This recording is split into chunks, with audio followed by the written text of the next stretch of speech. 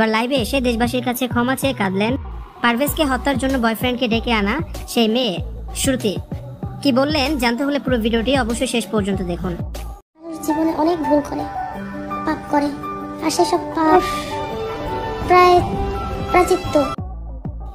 ছাত্রী শ্রুতি দেশবাসীর কাছে ক্ষমা চেয়ে কাঁদছে।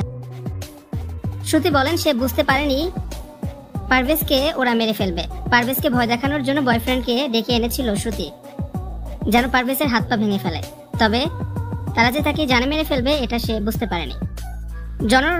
জনগণের তীব্র রোষানলে পড়েছেন এই দুই ছাত্রী। আদালত তাদেরকে অতি দ্রুত গ্রেপ্তার করার নির্দেশ দিয়েছে। প্রাইম এশিয়া ইউনিভার্সিটির শিক্ষার্থী পারভেজ নৃশংসভাবে খুন হয়েছেন দুই মেয়ের কারণে।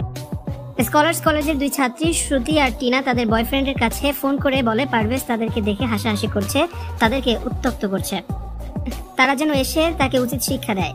কিছুক্ষণের মধ্যে ফোন পেয়ে 4-5 জন ছেলে এসে পারভেজকে মারতে থাকে। তাদের মধ্যে হাতাহাতি হয়েছে। এরপর প্রাইম এশিয়ার অধ্যক্ষের কাছে নালিশ করে ওই দুই ছাত্রী।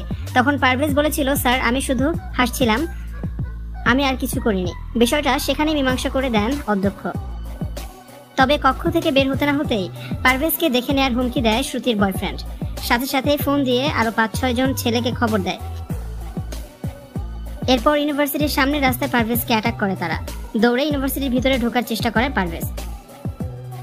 মুহূর্তেই ছুরি দিয়ে আঘাত করে দৌড়ে পালিয়ে যায় হামলাকারীরা।